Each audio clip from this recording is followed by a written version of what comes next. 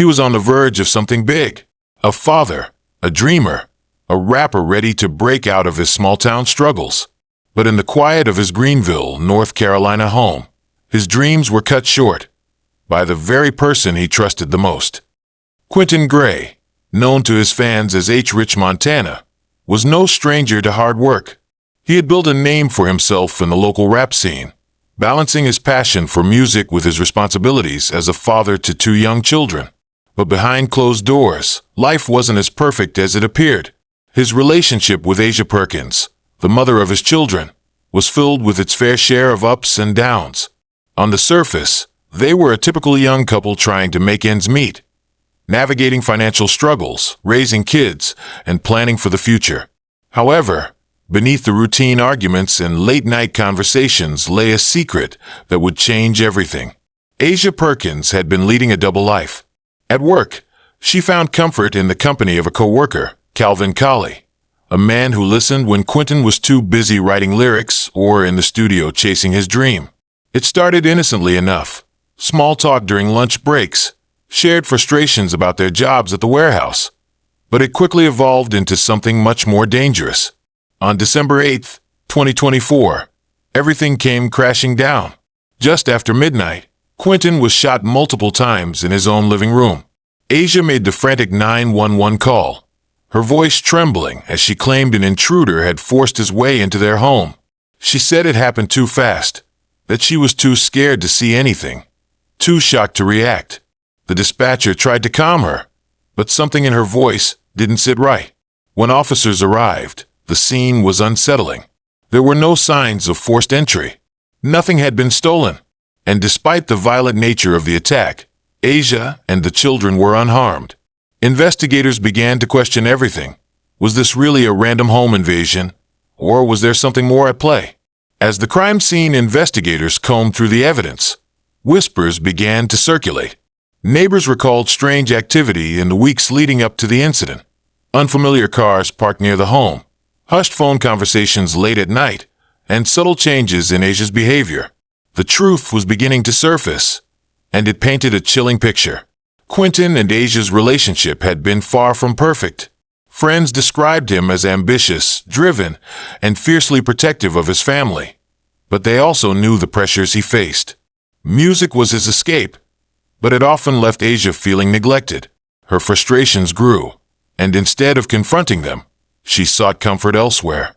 Asia and Calvin's relationship thrived in secrecy. They spoke in whispers, exchanged messages in code, and carefully planned their meetings to avoid suspicion. But what started as an affair quickly turned into something more dangerous, a plan to remove Quinton from the picture entirely. Was it love that drove Asia to this decision, or was it something more? Investigators later uncovered a trail of deceit that stretched back months before the murder. Financial struggles, heated arguments, and secret rendezvous all pointed to a carefully orchestrated betrayal. And yet, in the days following Quinton's death, Asia portrayed the grieving girlfriend perfectly. She posted heartfelt messages on social media, attended candlelight vigils, and stood beside Quinton's grieving family.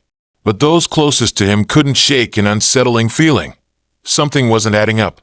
As detectives dug deeper, inconsistencies in Asia's statements began to emerge. The intruder, she claimed, had entered through the front door, but there were no signs of forced entry.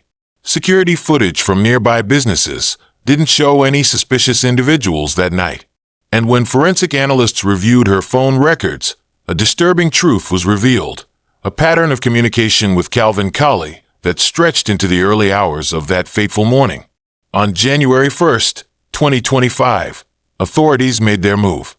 Asia Perkins and Collie were arrested at their workplace in Kinston, North Carolina. The evidence was overwhelming.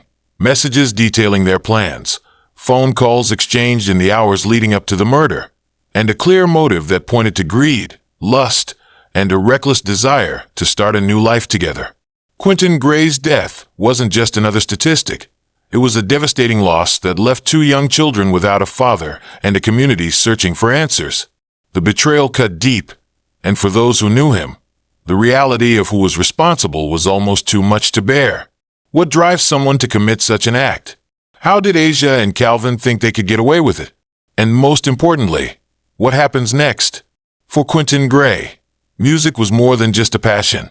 It was a way out, a way to escape the struggles of his everyday life, a chance to provide a better future for his children. But dreams are fragile, and Quinton's would never get the chance to fully take flight. Quinton, known to many as H. Rich Montana, poured his heart into his music. Born and raised in Greenville, North Carolina, he had always believed that his hard work would pay off. Whether he was in the studio late at night, perfecting his flow, or promoting his latest track on social media, one thing was clear: Quinton was determined to make it. Friends described him as driven, charismatic, and full of ambition. He spent years crafting his music, turning personal struggles into raw, heartfelt lyrics that resonated with his growing fan base. His songs told stories of resilience, of hope, and of his determination to leave the struggles of his past behind. But balancing the pursuit of a dream with the reality of fatherhood was never easy. Quinton shared his home with his longtime girlfriend, Asia Perkins, and their 2 children. To outsiders, they seemed like the perfect young family, supporting each other, raising their kids, and building a life together. But behind closed doors, things weren't always as they seemed. The pressure of making ends meet, combined with the late nights and financial struggles, began to take a toll on their relationship. Asia, once his biggest supporter, started to feel left behind. She worked long shifts at a local warehouse to help support their family. But deep down, resentment began to build. She wanted stability, security, things Quinton's unpredictable career in music couldn't always provide. Their arguments, which once ended in laughter and apologies, grew more frequent and tense. It was at that warehouse job where Asia met Collie. He was just another coworker at first, someone who shared the same frustrations about long hours and low pay. But soon, their conversations grew more personal. They talked about their dreams, their struggles, and, eventually, their relationships.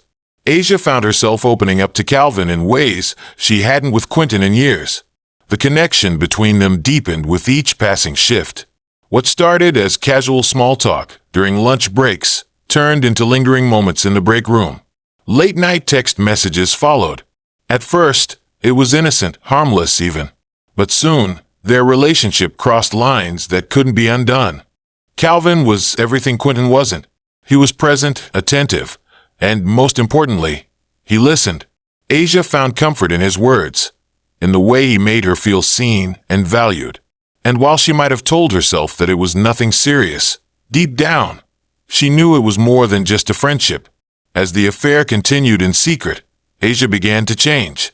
Friends and family noticed a shift. She was more distant, distracted, and, at times, defensive. Quinton, wrapped up in his music, missed the warning signs. But there were moments when he would catch her on her phone late at night, when her explanations didn't quite add up, when the energy between them felt different. He couldn't put his finger on it, but something wasn't right. Asia's motivations for staying in the relationship with Calvin weren't entirely clear. Was it love? Or was it something else? A desire for a new life? A craving for excitement? Or perhaps, deep down, she was just tired of waiting for Quinton's big break. What was certain was that Calvin fed into those feelings. He convinced her that she deserved more, that Quinton was holding her back. And slowly, their affair took on a darker tone. The idea of a life without Quinton became more appealing. The burden of financial struggles, the constant pursuit of a dream that felt out of reach, it all became too much. Calvin provided a way out. As the weeks passed, tension between Quinton and Asia became impossible to ignore. Their arguments grew more frequent, and Asia's behavior became erratic. Quinton's friends noticed the changes. His once confident demeanor seemed clouded with doubt. Something was off, but he couldn't quite figure out what. Meanwhile, Asia's social media activity took a strange turn. Her once loving posts about their family life grew sparse, replaced with cryptic messages about change, new beginnings, and moving on. Friends speculated, but no one could have imagined the dark truth behind her words. It wasn't just the social media posts that raised red flags. Friends and family started noticing the way Asia spoke about Quinton. The once affectionate tone was replaced with frustration and indifference. And then, there were the late nights, times when Quinton would come home to find Asia already asleep, or worse, missing entirely. Quinton, despite his growing suspicions, tried to hold everything together. He focused on his music, on providing for his family, on making things work. But deep down, he feared that something was slipping through his fingers. Those close to Quinton couldn't shake the feeling that something wasn't right. His best friends recall him confiding in them, telling them that Asia felt distant, that their fights weren't just about money anymore. There was something unspoken lingering between them, a tension he couldn't shake. Neighbors noticed unfamiliar cars parked outside their home, whispered conversations behind closed doors. Asia's sudden habit of stepping outside to take calls in hushed tones. To anyone paying close attention, the warning signs were there, but Quinton, blinded by love and trust, didn't want to see them. The night of the murder was fast approaching, and still, Quinton held on to hope. He believed that if he could just land the right deal, the right opportunity, everything would fall into place. But Asia had already made up her mind. She and Calvin weren't just talking anymore, they were planning. Every conversation, every exchange was another step closer to the unthinkable. And yet, in the days leading up to the crime, Asia played her part perfectly. She laughed at his jokes, kissed him goodbye before he left for the studio, and posted about their happy life for the world to see. But in the background, the wheels were already in motion. December 8th, 2024. It was a cold, quiet night in Greenville, North Carolina. The streets were still, and inside Quinton Gray's home, his two young children were asleep safe, or so it seemed. But in just a matter of moments, their world would be shattered forever. It was just after midnight when the peace inside the modest home was violently interrupted. The sound of shattering glass, footsteps, and a sudden burst of gunfire pierced the stillness. Within seconds, Quinton lay motionless on the living room floor, his dreams, his ambitions, and his life cut short in front of the two people he loved most. The 911 call came in at exactly 12:17 a.m. Asia Perkins' voice trembled as she spoke, gasping for breath between frantic sobs. She told the dispatcher a horrifying story. An intruder had broken in, a masked man, and Quinton had been shot while trying to protect his family. Her words came quickly, but something in her tone seemed rehearsed. Please hurry. Someone broke in. They shot him. He's not moving. Oh my God, I think he's dead. The dispatcher tried to calm her, asking her to stay on the line, but Asia's answers were fragmented and inconsistent. She claimed she hadn't seen the shooter, that everything happened too fast, that she was too scared to move. And yet, in the background, the children's cries could be heard, their tiny voices calling out for their father. Moments before that call, Collie had entered the home without resistance. He knew exactly where to go. Asia had left the door unlocked, just as they had planned. He moved swiftly, his hand steady, his heart pounding. Inside the dimly lit living room, Quinton barely had time to react. The first shot hit him in the chest, the force knocking him backward. A second shot followed, then a third. Each bullet a calculated strike, leaving no room for survival. The children, startled awake by the noise, stumbled into the room. They saw their father lying on the floor, bleeding, struggling to breathe. Calvin hesitated for a moment, locking eyes with the terrified children, before slipping back out the front door, disappearing into the darkness. Asia stood frozen, staring down at the lifeless body of the man she once claimed to love. The plan had been set in motion, and there was no turning back. But as she reached for her phone to dial 911, a new reality began to sink in. The first responders arrived within minutes. Officers rushed inside, weapons drawn, expecting to confront a dangerous intruder. Instead, they found Asia, hysterical but unscathed, cradling their two children in the corner of the room, and Quinton, lifeless on the living room floor, blood pooling beneath him. Detectives immediately took note of the scene. Something didn't sit right. The front door showed no signs of forced entry. Valuables, from expensive electronics to Quinton's prized studio equipment, remained untouched. If this was a home invasion, why was nothing taken? As officers secured the scene, they began to question Asia. Her account of the events was shaky. She claimed she had been in the bedroom when she heard the shots, that she had no idea how the intruder got in. But when asked about the door being unlocked, she hesitated, an answer that was too slow, too uncertain. Detectives carefully examined the crime scene, noting the peculiar details. The living room wasn't ransacked. The shooter had come and gone with alarming precision. And yet, Asia's behavior stood out the most. Her tears seemed forced, her words calculated, and her movements deliberate. As investigators pieced together the timeline, the inconsistencies in Asia's story grew. She insisted she didn't see anything, but neighbors reported hearing raised voices earlier in the evening, arguing, accusations, a tension that suggested something had been brewing for weeks. Police examined Quinton's phone and social media accounts. What they found painted a very different picture from the one Asia had presented. His final posts hinted at frustration, betrayal, and a creeping sense that something was wrong in his home. News of the murder spread quickly through Greenville, leaving a wave of shock and disbelief in its wake.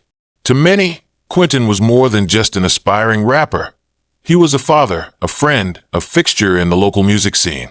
Fans mourned his loss, lighting candles outside his home, playing his songs in tribute, and sharing heartfelt messages online.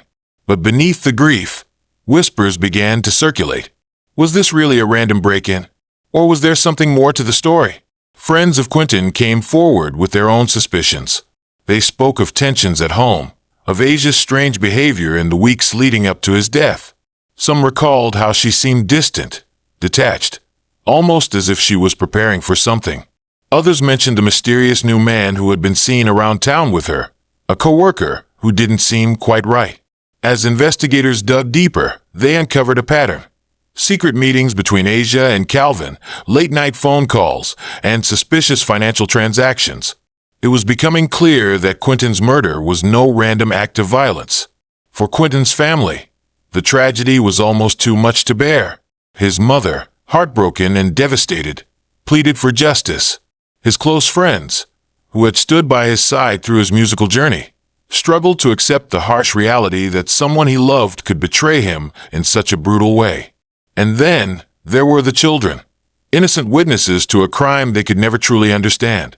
The images of that night would stay with them forever, a cruel reminder of the darkness that had crept into their home. With the pressure mounting, detectives intensified their efforts.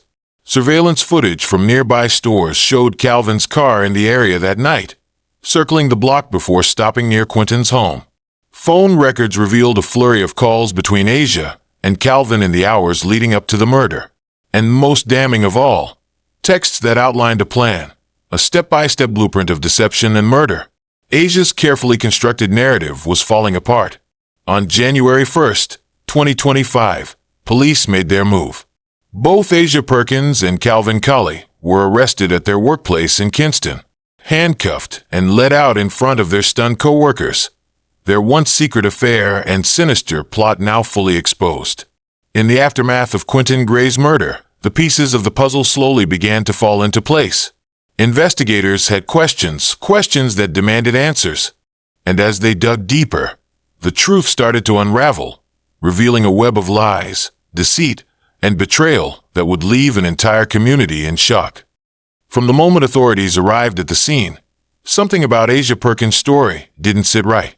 Her words were frantic, her tears convincing, but the details, those were inconsistent. Detectives knew that in cases like these, the smallest discrepancies could lead to the biggest breakthroughs. In the days following the murder, law enforcement combed through every possible lead. The first piece of evidence that raised suspicion was the lack of forced entry. The front door had been unlocked, suggesting that whoever entered the house knew exactly how to get in. Asia claimed she had no idea how it happened, but detectives weren't convinced. They turned their attention to surveillance footage from nearby homes and businesses. Cameras down the street captured a dark-colored sedan circling the block multiple times on the night of the shooting. The vehicle matched the description of Calvin Collie's car, and further footage confirmed it had been parked just a few houses away from Quinton's home. Phone records were the next layer of the investigation. Detectives obtained warrants and began examining Asia's calls and messages in the weeks leading up to the murder. Late-night conversations with Calvin, frequent text exchanges, and mysterious deletions, all red flags. But it was what they found next that turned suspicion into certainty. As police gathered evidence, they noticed something strange. In the days following Quinton's death, Asia took to social media in a way that felt off. Her posts were calculated, carefully worded expressions of grief, filled with photos of her and Quinton, their children, and heartfelt captions about loss and heartbreak. But there were inconsistencies, too much control, too little raw emotion. People who knew Asia began to question whether her grief was genuine or just a performance. Friends reported that behind closed doors, her demeanor was different. She wasn't the devastated girlfriend they expected. She was calm, detached, and, at times, even relieved. Detectives continued to press, and soon enough, the contradictions in Asia's statements became glaring. She claimed she was in the bedroom when she heard the shots, yet forensic analysis suggested otherwise.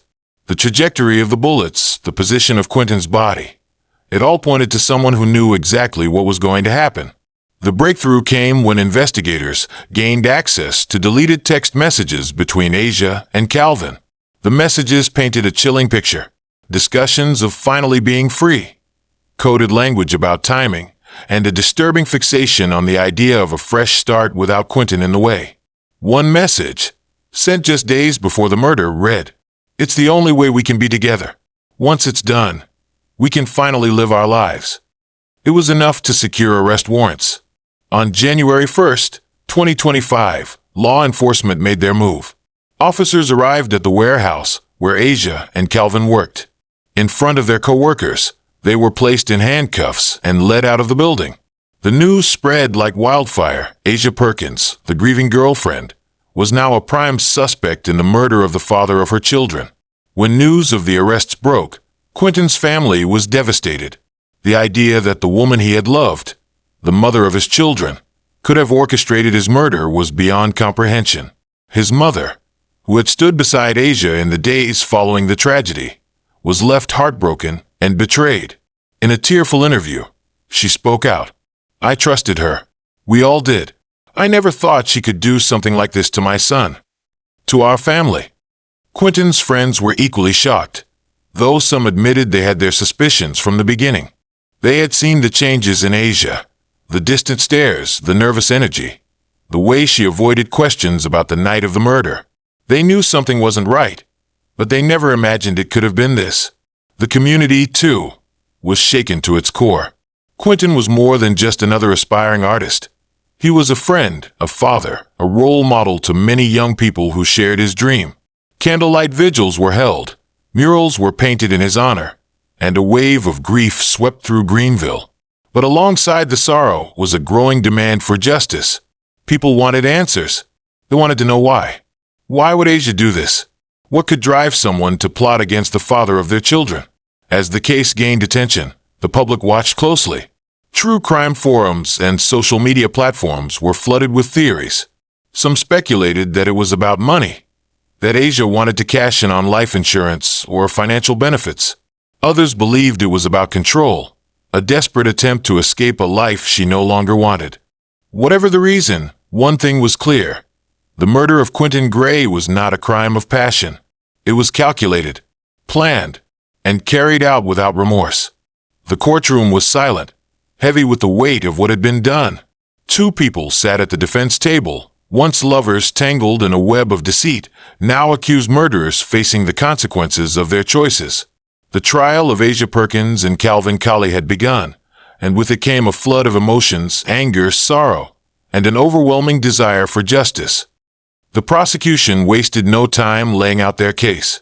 They described in chilling detail how the crime had been meticulously planned, how every step had been calculated, and how the murder of Quinton Gray was not a moment of impulse, but a deliberate act carried out with precision. The state's attorney painted a vivid picture for the jury. They walked them through the timeline, from the months of secret planning to the moment Calvin pulled the trigger. They presented the deleted text messages, the surveillance footage, and forensic evidence, each piece stacking up, brick by brick, building an irrefutable case of premeditation. "Ladies and gentlemen of the jury," the prosecutor's voice rang through the silent courtroom, This was not a crime of passion.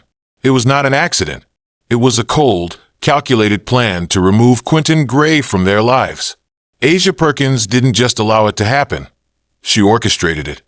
They described how Asia, standing by Calvin's side, had played the grieving partner while secretly hiding her role in Quinton's death. The jury listened, their expressions shifting with every new revelation. The betrayal was unimaginable. How a mother could expose her children to such horror. How she could stand over Quinton's lifeless body and call for help, knowing she was the one who had let the killer in. The defense, however, had their own story to tell. They painted Asia as a woman trapped, caught in an abusive relationship, manipulated by Calvin, and too afraid to speak out. They argued that she had been coerced, pressured into going along with the plan out of fear for her own safety and that of her children. Asia's defense attorney spoke softly, weaving a narrative of desperation and survival. My client was vulnerable. She believed she had no way out. She made terrible mistakes, yes, but mistakes made out of fear, not malice. Calvin's legal team took a different approach, attempting to downplay his involvement. They argued that while he had been present, it was Asia who had orchestrated everything. He was simply a pawn, they claimed, a man caught up in a toxic relationship, blinded by love and manipulated into a crime he never truly intended to commit. But the evidence spoke louder than any defense. The prosecution called upon Quinton's closest friends and family to take the stand. His mother, with tears in her eyes, recalled the last time she spoke to her son, the excitement in his voice, the plans he had for his future, the love he had for his children. He didn't deserve this, she said, her voice trembling. He loved her. He loved their kids. And she took him away from us. Forensic experts detailed how the crime scene told a very different story from the one Asia had initially reported. Gunpowder residue was found in places that didn't align with her claims. The trajectory of the bullets, the precise manner in which they were fired, all pointed to an ambush, not an act of self-defense or chaotic violence. The most damning testimony came from Asia's former friend, someone who had once confided in her but could no longer stay silent. She described conversations where Asia hinted at wanting a new life, free from Quinton, and how Calvin seemed more than willing to make that happen. She said she felt trapped, the friend testified. But she also said she didn't want to struggle anymore. She wanted freedom. And she thought this was the only way. After weeks of testimony, the jury deliberated. Hours passed, each second stretching into an eternity for Quinton's family as they waited for justice to be served. Finally, the verdict was read. We, the jury, find the defendants guilty of first-degree murder and conspiracy to commit murder. The words hung in the air, the weight of them pressing down on everyone in the courtroom. A gasp rippled through the gallery, followed by quiet sobs. Asia sat motionless, her expression blank, while Calvin shook his head, as if in disbelief. For Quinton's family, there was relief, but also a deep sadness. Justice had been served, but it would never bring him back. During sentencing, the judge spoke with a tone that carried the weight of the tragedy. He condemned their actions, emphasizing the premeditated nature of the crime and the trauma inflicted on Quinton's children. The two of you robbed these children of their father. You have caused irreparable damage, and this court sees no justification for your actions. Asia and Calvin were sentenced to life in prison without the possibility of parole. The judge's final words served as a reminder of the devastation their choices had caused. This is not just about the law. This is about the lives that were shattered, the trust that was broken, and the innocence that was lost. You will live with that for the rest of your days. The courtroom emptied slowly, but the emotional weight lingered. The justice system had done its job, but the scars would never fully heal. In the weeks that followed, the focus shifted to Quinton's children, the innocent witnesses to a tragedy no child should ever endure. Counselors were brought in to help them cope, but the road ahead was long. They were now in the care of Quinton's mother, a woman determined to give them the love and stability they needed, despite the loss that would forever haunt them. She spoke in a later interview, her voice filled with both sorrow and resilience. We have to keep going for them. Quinton would have wanted that. He wanted them to have a good life. and I'll do everything I can to make sure they do." The community rallied around the family, raising funds, offering support, and ensuring that Quinton's legacy lived on. His music, once just a reflection of his dreams, now stood as a testament to his life, a life taken too soon, but never forgotten. The murder of Quinton Gray was more than a crime. It was a betrayal that shook an entire community to its core.